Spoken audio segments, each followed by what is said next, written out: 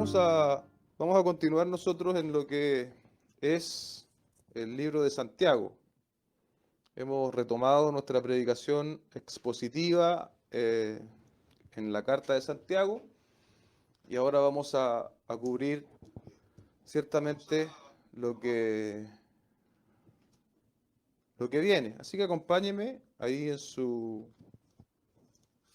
Biblia de papel o digital a Santiago, capítulo 2, y vamos a leer desde los versos 14 al 26. Amén. Una porción extendida, larga de la palabra del Señor, pero se hace necesario enfrentarla completa. Así que vamos a leer allí en Santiago capítulo 2, verso 14, les dije, ¿cierto? Hasta el verso 26. Si usted ya la encontró, vamos entonces a dar lectura. Amén. Dice, hermanos míos, ¿de qué aprovecha si alguno dice que tiene fe y no tiene obras? ¿Podrá la fe salvarle?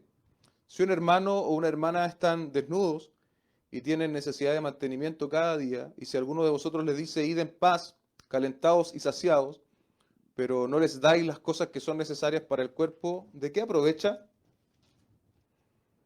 Así también la fe, si no tiene obras, es muerta en sí misma. Pero alguno dirá, tú tienes fe y yo tengo obras. Muéstrame tu fe sin tus obras y yo te mostraré mi fe por mis obras. ¿Tú crees que Dios es bueno? Bien haces. También los demonios creen y tiemblan.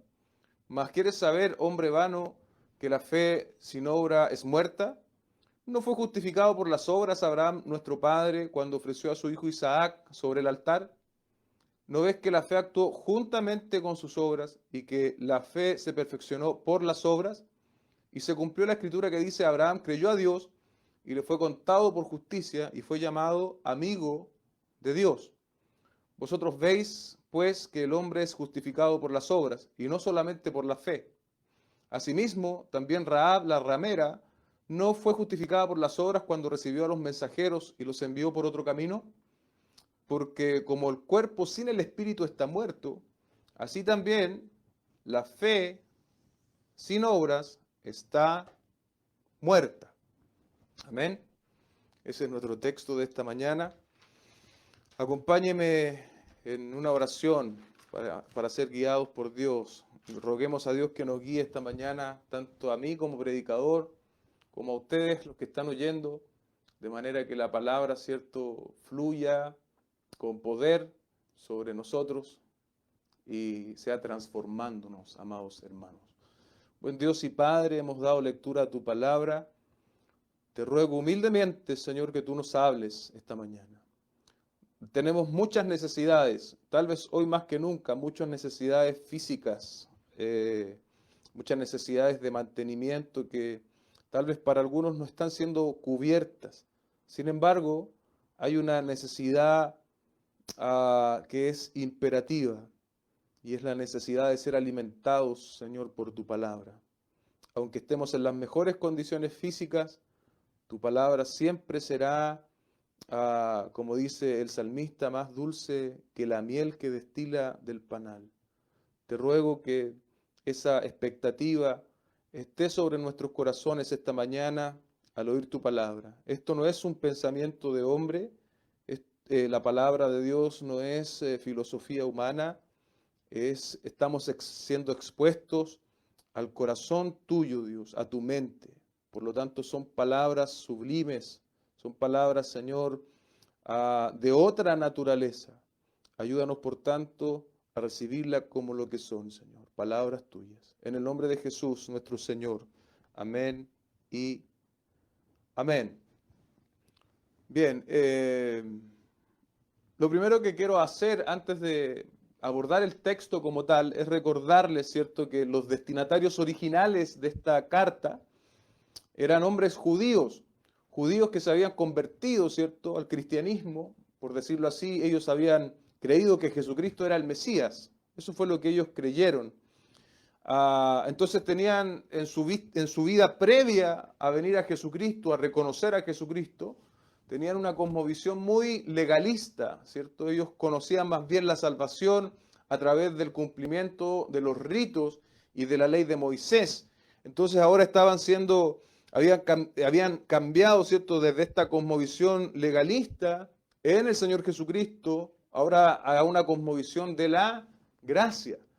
Y tengo la impresión que ese cambio de cosmovisión, ¿cierto? De una cosmovisión de cumplir, de ganarse la salvación, a una cosmovisión de que la salvación ahora es por gracia y por la obra de Jesucristo, pudo haber causado ciertas incertidumbres, cierta inestabilidad en la vida de estos hombres. De otra manera es difícil explicar por qué Santiago enfrenta de esta forma este pasaje que acabamos de leer.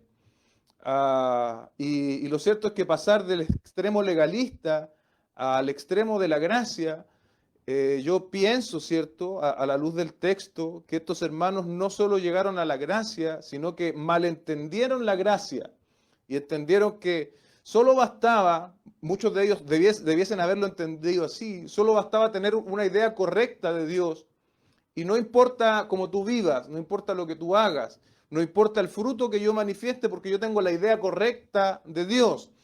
Y es en ese sentido que Santiago amonesta, corrige y exhorta a estos hermanos en la fe. Note usted el término hermanos que utiliza Santiago una y otra vez a lo largo de esta carta. Nos hace ver de que él se está dirigiendo a creyentes, a personas que eran parte de la iglesia. A veces nosotros nos molestamos, nos incomodamos cuando hacemos una corrección doctrinal. Pues bien, las distorsiones doctrinales nacen en el seno de la iglesia, hermanos. Los incrédulos no tienen problema con las desviaciones doctrinales, somos nosotros los cristianos. Y es por eso necesario siempre volvernos a la palabra del Señor. Ahora, cuando nosotros pensamos en este contexto original y pensamos en nosotros mismos, ¿cierto?, en el escenario actual, tenemos que reconocer que este problema que Santiago comienza a describir aquí no es ajeno a nosotros.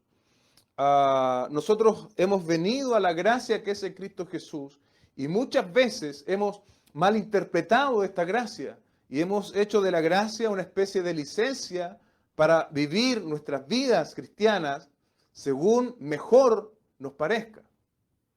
Y no existe, y es justamente lo que Santiago va a enfatizar una y otra vez, de tres formas distintas, lo vamos a ver esta mañana, es justamente lo que Santiago va a enfatizar que no es correcto, no es el estándar. A veces hablamos del estándar, pero en realidad la Biblia no habla tanto de estándar, habla del cristiano común y corriente, como tú y yo debiésemos comportarnos ya en el simple hecho de haber sido salvados por gracia, ya en el simple hecho, digo simple y me queda el término corto, de ser habitación del Espíritu Santo. Ese hecho debiese guiar nuestras vidas de forma diferente, debiese haber un comportamiento que es consecuente a la calidad que decimos tener y no solo quedarnos, como estaba sucediendo aparentemente con estos hermanos, en un cristianismo de ideas, sino, como también lo dije la semana pasada, Santiago hace del Evangelio, o nos da una mirada del Evangelio práctico, un Evangelio que se vive. Así que he dividido este sermón, esta predicación en tres partes. La primera es la interrogante, ¿cierto? La interrogante y la ilustración. La interrogante y la ilustración, y esto está en los versos 14 al verso 17. Esta es la interrogante, verso 14. Hermanos míos, ahí ve usted la cercanía, ¿cierto? ¿De qué se aprovechará si alguno dice que tiene fe y no tiene obras? ¿Podrá la fe salvarle? ¿Se da cuenta? Plantea el escenario, Santiago, que pudo haber estado manifestándose entre estos hermanos. Y repito otra vez, hermanos, no incrédulos. Muchos de ellos debiesen haber estado pensando así, que era suficiente tener una idea correcta de la fe, pero no es tan necesario manifestar obras, manifestar un obrar. Y luego de este emplazamiento, de esta interrogante que Santiago pone sobre la mesa, ¿cierto? Para los hermanos del contexto original, y el Espíritu Santo pone hoy para nosotros, Santiago acude a una ilustración, y la ilustración es bastante clara, ¿cierto? Incluso hoy día nosotros podríamos entenderla con bastante claridad. Dice, si un hermano o una hermana están desnudos y tienen necesidad de mantenimiento cada día, y si alguno de vosotros les dice, id en paz, calentados y saciados, pero no les dais las cosas que son necesarias para el cuerpo, ¿de qué aprovecha? Debo decir que la ilustración debió estar retratando algo que estaba pasando entre los hermanos, probablemente. Ahora, la idea de Santiago era retratar algo, es decir, él quiere dar un ejemplo respecto de este asunto, ¿cierto? De ser empáticos con las necesidades ajenas, pero en realidad es solo una aplicación de lo que es la fe manifestada en obras, manifestada en actos. Y él da este ejemplo, ¿cierto? Tan claro, como dije antes, para el contexto original y también para nosotros. Lo que la ilustración nos enseña es tan claro. Y mira, hay algo particular en el verso 16, dice, si alguno le dice, id en paz, calentados y saciados, pero no les dais las cosas que son necesarias para el cuerpo, ¿de qué aprovecha? La solución de las ideas es insuficiente.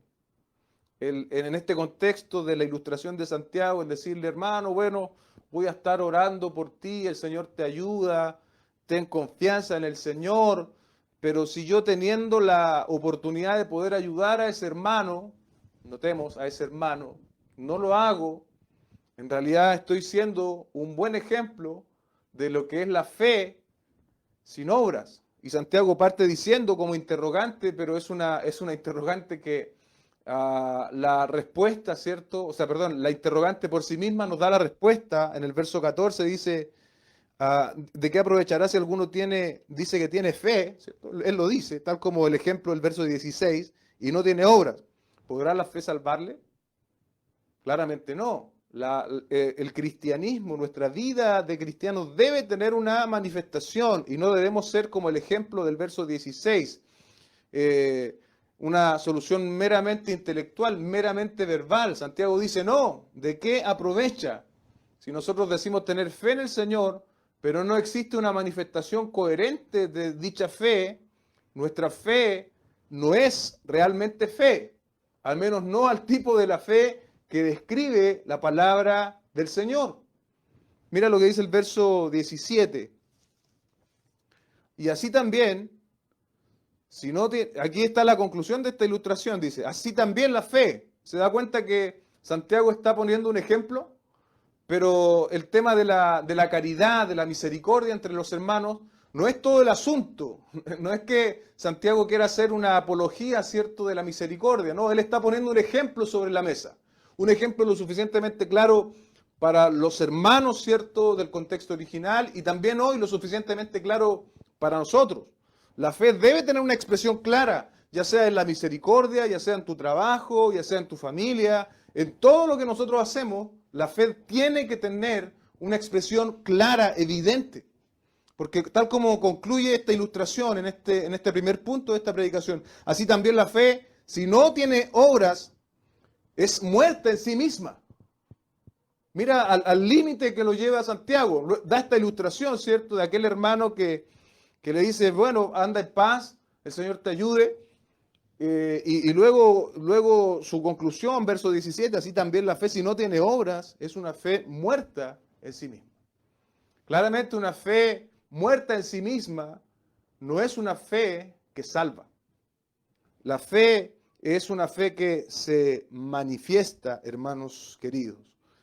En el segundo punto de esta predicación, lo que yo he llamado los emplazamientos. Los emplazamientos. Lo primero era, ¿cierto?, como les dije, la interrogante y la ilustración, es decir, el problema puesto o expuesto y luego una ilustración que ya empieza a traer más claridad. Pero mientras yo leía el texto, uno se da cuenta que Santiago empieza a apilar argumentos en contra de esta manifestación de una aparente fe sin obras. Y el primer argumento es ese, y ahora apila otro argumento más, que yo los leo y son como emplazamientos, son como, hermanos, abran sus ojos. Hermanos, son como retos, ¿cierto? Abran sus ojos, vean, sean conscientes de esta realidad. Y mira lo que dice el verso 18. Pero alguno dirá, tú tienes fe y yo tengo obras. Muéstrame tu fe sin obras y yo te mostraré mi fe por mis obras. En otros términos, lo que Santiago está diciendo acá en este primer emplazamiento, la dualidad no existe. El cristianismo no son solo ideas, no son solo vociferaciones de buena intención. Dice al final, el cristianismo, o donde nosotros debiésemos estar y donde los judíos, ¿cierto?, convertidos al cristianismo debiesen haber estado, es en el final del verso 18. Yo te mostraré mi fe por mis obras. ¿Cómo nosotros hacemos evidente la fe que tenemos? Por lo elocuente que somos, por las personas que nos siguen. No, es a través de las obras, a través de la manifestación. Y vuelvo y repito, cuando a veces tenemos un poco el término católico de obras, pensamos en obras y pensamos inmediatamente en caridad. Es parte de, pero no lo es todo. Más bien se está refiriendo al obrar, ¿cierto? A la manifestación de la fe en el amplio sentido de la palabra y en el amplio aspecto de lo que es nuestra vida. Nuestra fe debe ser evidente en todo lo que somos. O sea, ¿qué sentido tiene que yo sea un buen comerciante, un comerciante honesto, si soy un mal esposo y un mal padre? ¿Se da cuenta? ¿Qué sentido tiene? ¿Qué valor tiene? Y eso es justamente la dualidad que este verso 18 está manifestando. Y donde nosotros debiésemos estar siendo reflejados, amados hermanos, es yo te mostraré mi fe por mis obras. Nuestra fe debe manifestarse en ese obrar que yo les decía que es un obrar en el amplio sentido de la palabra. Ahora, el argumento de Santiago, ese es el primero, ¿cierto? El primer emplazamiento. Y el segundo emplazamiento es aún, a mí me causa un poco de gracia este emplazamiento, porque a veces nosotros pasamos por ciertos textos bíblicos, pero no alcanzamos a veces a reparar en lo que se está diciendo. Y el segundo emplazamiento es un emplazamiento absolutamente agresivo, absolutamente al hueso. Mira lo que dice, a verso 19. Tú crees que Dios es uno, ¿cierto? En la cultura judía, ellos recitaban lo que en Deuteronomio 6 es el Shema, ¿cierto? Y donde dicen nuestro Dios uno es, etcétera, etcétera. Y es por eso que también Santiago aquí dice, tú crees que Dios es uno, bien haces. Hasta ahí no habría problema. Pero mira lo que les dice después. También los demonios creen y tiemblan. También los demonios creen y tiemblan. Entonces, podríamos pasar ese verso así como algo accidental, pero no lo es, no lo es. Los que se contentan solo con creer, con tener una idea de Dios, Dios es bueno, Dios es lleno de gracia, Dios me ama, Dios tiene un plan maravilloso para mí, Dios me perdona todo, y generalmente tienen una idea de Dios muy conveniente, ¿cierto? Donde se ha opacado, se ha velado la idea del Dios justo y santo, pero si no tiene una experiencia práctica del Evangelio, ¿sabe a qué los compara Santiago? Los compara, verso 19, dice, también los demonios creen. Es decir, si mi evangelicalismo, si mi evangelio, si mi cristianismo no tiene una manifestación coherente en lo que yo hago, en lo que yo vivo, en lo que yo hablo, en lo que yo me desenvuelvo, no soy mejor que un demonio. Y de hecho, acabo de reparar en algo. Dice, los demonios creen y tiemblan.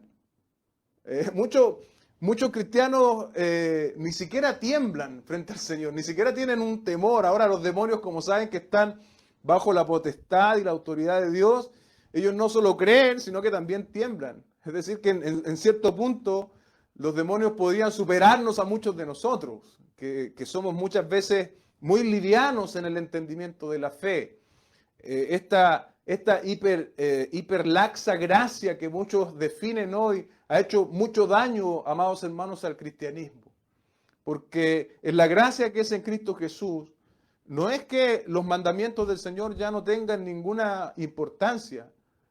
Por el contrario, lo que antes yo no podía hacer, porque estaba muerto en delitos y pecados, porque estaba impedido, porque era de una naturaleza ajena a mí. Mi naturaleza era el pecado, tal como dice Efesios 2:1. Yo estaba muerto en delitos y pecados. Estaba Romanos 3:23, destituido de la gloria de Dios. No hay quien busque a Dios, dice Romanos 3. Ahí estábamos nosotros, no podíamos, no estábamos facultados, ni moral, ni espiritualmente, para querer servir y obedecer los mandamientos del Señor. Pero una vez que el Espíritu Santo viene a darnos vida espiritual, ya la situación cambia. Debiésemos entonces ahora tener el tránsito, ¿cierto?, hacia la obediencia a Dios. Y es justo, ¿cierto?, de una manera diferente tal vez en las palabras, lo que Santiago está diciendo. Aquí entonces están estos dos emplazamientos.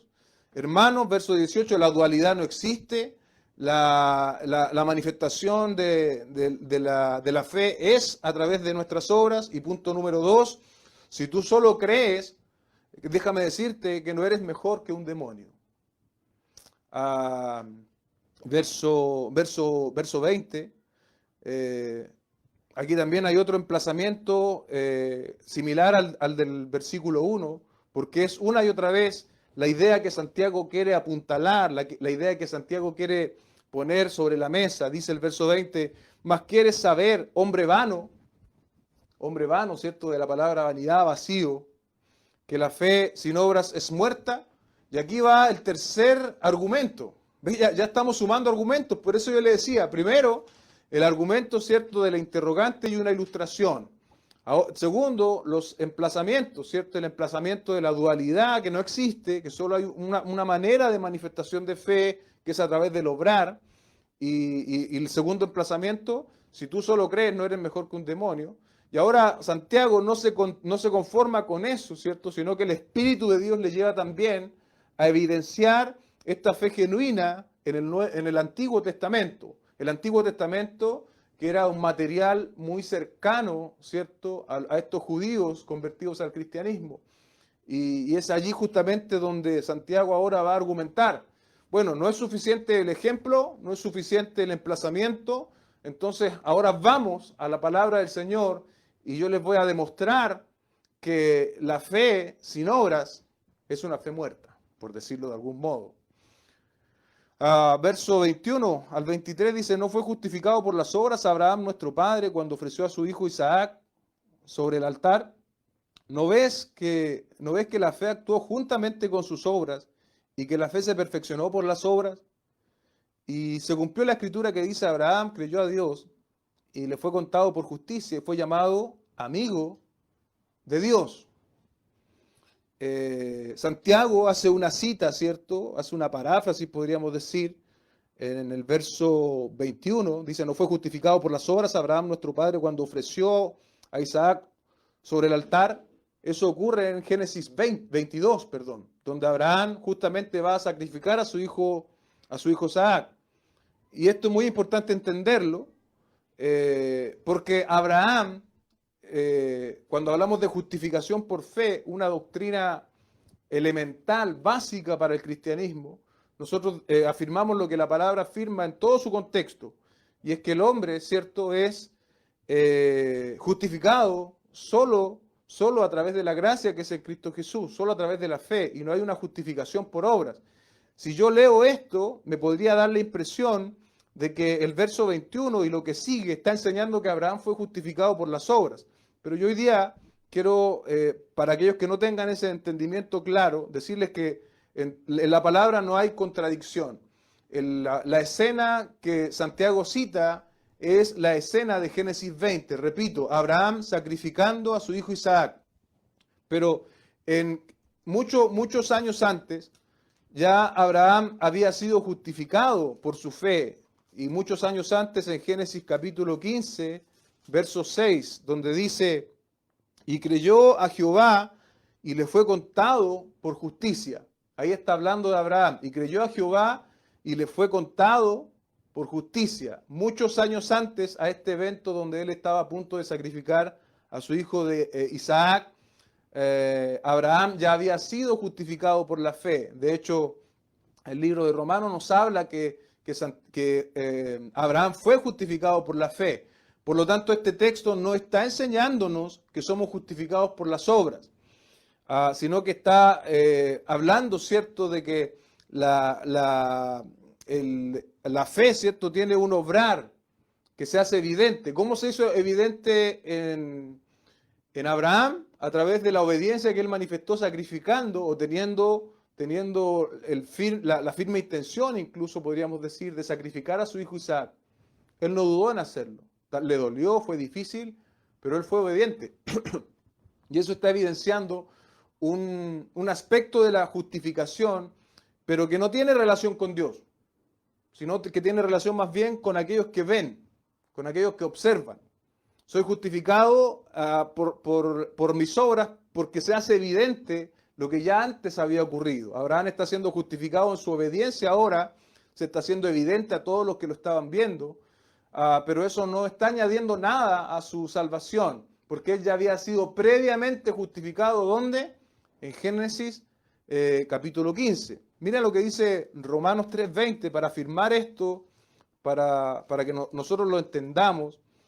Tal vez una de las diferencias de nosotros el pueblo evangélico cristiano con el pueblo católico, ¿cierto? Con la iglesia católica, es uno de los puntos es este, ¿cierto? Que nosotros decimos que la justificación es solo por fe.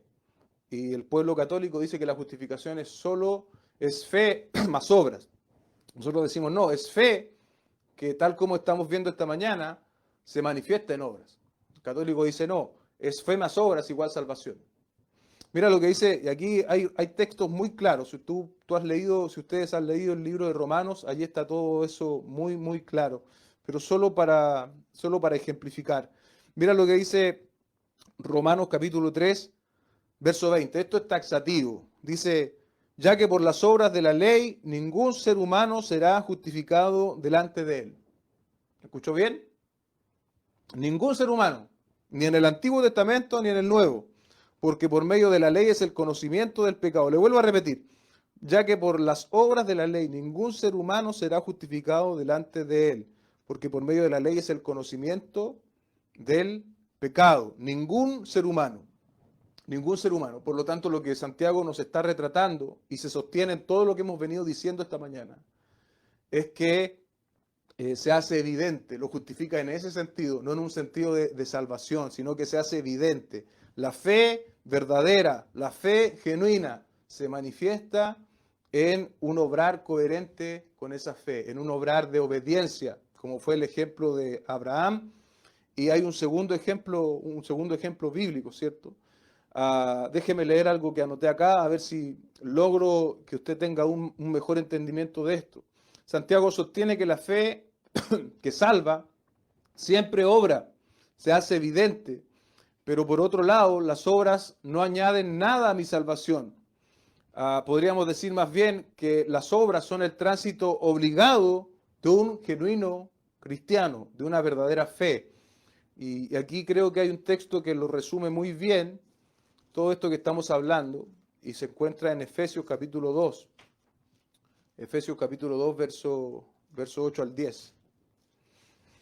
Dice, por gracia sois salvos por medio de ¿qué? De la fe. Y esto no de vosotros. ¿De quién es entonces? Pues es don de Dios. De nuevo, no por obras. No por obras. ¿Y por qué no por obras? Para que nadie se gloríe. Porque la salvación es del Señor, amados hermanos. Y mira lo que dice el verso 10. Es un poco lo del tránsito que yo trataba de decirles recién. Dice, porque somos hechura suya, creados en Dios para buenas obras, las cuales Dios preparó de antemano para que anduviésemos en ella. ¿Cuál es el transitar de un genuino cristiano, de una genuina cristiana? Buenas obras. Buenas obras que el Señor ya ha preparado. Lo que tú y yo tenemos que hacer es caminar por esas buenas obras. Y eso tiene que ver con nuestra obediencia. El ejemplo de Abraham para los judíos resulta un ejemplo muy cercano. Y obviamente para nosotros hoy también lo es. Santiago da un segundo ejemplo de un personaje bíblico, no con tantos pergaminos, ¿cierto? Como es el personaje de Abraham, el gran personaje, ¿cierto? El padre de Abraham que llamaban los judíos. Ahora da un ejemplo un poco más cercano, yo pensaba. Dice asimismo también Rahab la ramera, una pecadora, ¿cierto? No el padre de la fe, sino un ejemplo mucho más cercano. Dice, no fue justificada por las obras cuando recibió a los mensajeros y los envió por otro camino. Ah, mira lo que dice, menciona ahora este personaje bíblico, ¿cierto? Les decía recién. Y claro, si lo comparamos con Abraham, el primer ejemplo no resulta tan llamativo, pero yo pienso que ahí hay una cercanía, ¿cierto? Por lo menos para los hermanos de esta época y para nosotros también, podríamos sentirnos más cercanos, ¿cierto?, a una mujer como esta, que tal vez a un gran padre de la fe como fue Abraham, pienso yo, es una posible intención del texto o de la mención de Rahab la ramera. Ahora, Rahab la ramera sale mencionada también en Hebreos 11. Hebreos 11 en la galería de los hombres de la fe, de las mujeres de la fe. Entonces, algo que pudiésemos haber pasado muy, muy de largo en la primera aparición de Rahab la ramera, cuando el pueblo envía a estos espías, el Nuevo Testamento lo pone bastante en alto, ¿cierto? Y mira lo que dice Hebreos 11:31 respecto de esta mujer, dice, pero por la fe, ¿por qué lo hizo? ¿Por qué lo hizo? ¿Por qué lo hizo Rahab? Lo hizo por la fe. Rahab la ramera no pereció juntamente con los desobedientes, habiendo recibido a los espías. ¿Usted se acuerda de ese pasaje bíblico donde esta mujer esconde, ¿cierto? O le dice vayan a esconderse por un tiempo mientras lo andan buscando, etcétera. No, y aquí la palabra del Señor en Hebreos nos está enseñando que no fue por un sentido de autopreservación o de conveniencia, sino que dice que Rahab lo hizo fe, por fe. Y su fe le llevó a obrar. ¿Cuál fue el obrar de Rahab la ramera, de esta mujer? Proteger a estos espías, ¿sí? Entonces, resumimos estos dos personajes bíblicos en lo siguiente. Abraham, en obediencia, obedeció a Dios y estuvo dispuesto a sacrificar a su propio hijo. Esa es su obra. Y Rahab la ramera, también por fe, como dice el libro de Hebreos, protegió a los espías. Ese es su obrar de los habitantes, ¿cierto?, que venían a matarles. Surge la pregunta entonces para nosotros hoy, después de haber reflexionado sobre estos dos personajes, ¿de qué manera se hace evidente la fe en mi vida hoy? ¿Yo paso desapercibido como cristiano? Recordé ahora mismo una antigua historia que un pastor solía contar respecto de un joven que fue a hacer su servicio militar. En ese entonces el servicio militar duraba 2 años y este joven cristiano volvió a la iglesia después de estos 2 años y su pastor le preguntó, ¿y cómo te fue en el servicio militar? Y, y este joven, una de las respuestas que dio es que le había ido bien porque había logrado pasar desapercibido y nadie había sabido que él era cristiano. ¿Cómo puede ser que una persona cristiana esté durante 2 años conviviendo con el mismo tipo de personas y nadie sepa acerca de su fe? Ese ejemplo no sé si es real o no, no sé si sucedió o no, pero retrata también un desafío que nosotros debiésemos tener constantemente presentes, hermanos amados. Y es cómo, de qué manera estamos manifestando nuestra fe. Y a veces son cosas pequeñas. Nuestro vocabulario habla de nuestra fe. ¿Cómo nos expresamos? Somos personas que aún acuden a la grosería para hablar, o más bien cuidamos de guardar nuestro vocabulario de manera de honrar al Señor. Estoy dando otra vez, tal como Santiago habló de un ejemplo, ¿cierto? Muy común para la época. También estoy hablando de un ejemplo muy común para nuestros días. En el trato con nuestros semejantes, aquellos que a lo mejor son jefes, cómo tratan a sus subalternos, aquellos que son empleados, son personas que trabajan honestamente o cuando pueden sacar la vuelta, como decimos nosotros acá los chilenos, la sacan. ¿Cómo se está evidenciando nuestra fe en nuestro diario vivir, amados hermanos? Debe ser algo evidente, debe ser algo que se haga manifiesto. Existe una relación coherente, ¿cierto? Proporcional entre la fe que profesamos y la vida que expresamos. Amén. Debe existir una relación coherente, proporcional, entre la fe que profesamos y la vida que expresamos. En el amplio sentido de la palabra, en nuestros actos, vocabulario, acciones, hasta en nuestras omisiones, en nuestro trabajo, familia y por supuesto también en nuestra iglesia, tenemos que tener un actuar coherente. La conclusión de Santiago es extraordinariamente gráfica. O sea, en todo este pasaje él fue muy gráfico, recurre a ejemplos, recurre a la Biblia, recurre a emplazamientos, pero mira cómo termina él este pasaje, verso 26. Porque como el cuerpo sin espíritu está muerto, así también la fe sin obras está muerta. ¿Y qué interpretación o qué exégesis puedo hacer yo de ese pasaje si es lo suficientemente claro? Porque como el cuerpo sin el espíritu está muerto. Usted ve ese panorama, ¿cierto? Sin el espíritu, sin el alma, mi cuerpo está muerto. Ahora, Santiago lo compara así también. La fe sin obras está muerta. Si alguien dice tener fe y no tiene obras, bueno, ya quedó en evidencia, ¿cierto?, lo que Santiago considera respecto de esas personas. Pero lo otro importante es que una fe muerta no es una fe que salva, amados hermanos. Nadie va a llegar al cielo con una fe muerta. Tal vez van a ser esos mismos que el Señor les va a decir, yo nunca los conocí, hacedores de maldad. Nunca los conocí. Pero si en tu nombre profetizamos, hicimos milagros, echamos fuera demonios, yo nunca los conocí, hacedores de maldad. Que el Señor nos ayude en este emplazamiento que el Espíritu Santo nos trae a través de esta carta, ¿cierto? Muy, muy pragmática, y recuerda esos 3 puntos que estuvimos compartiendo esta mañana. Y Dios añada lo que solamente Él puede añadir, sabiduría, ¿cierto? Y sabiduría, y no solo eso, sino que una aplicación a nuestro corazón. Permítame orar. Bendito Dios y Padre, hemos leído tu palabra. Hoy día tú nos has traído quizás otra vez una vianda, Señor, un alimento más firme, un alimento más sólido,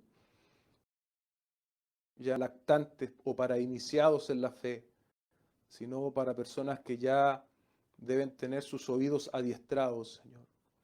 Ayúdanos a poder someternos a tu palabra, Señor. Y si esta mañana tú has hablado a nuestro corazón, tú nos has confrontado, permítenos someternos, Señor. Permítenos reconocer nuestro pecado, nuestro error, y acudir, Señor, a tu gracia, y acudir, Señor, al poder de tu Espíritu, de manera tal que nuestras vidas sean transformadas, Señor, a la imagen de tu Hijo Jesucristo. Ayúdanos, Señor. Muchas veces damos por perdida esta carrera de la santificación, del someternos a Dios.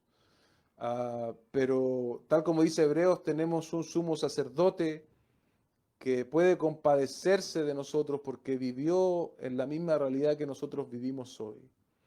Y te damos gracias por ese sumo sacerdote que es Jesucristo. Y hoy está intercediendo por nosotros, por nuestras debilidades, por nuestras flaquezas, por nuestras cojeras. Y dice el libro de Romanos que el Espíritu mismo intercede por nosotros también. No estamos solos. Nuestra carrera como cristianos no está terminada. Tú estás obrando en nosotros. Y nos traes esta palabra, Señor, nos traes esta predicación, tal vez para sacudirnos, para despertarnos, para alentarnos, Señor, para guiarnos así hacia adelante. Te bendecimos en el nombre de Jesús, nuestro Señor. Amén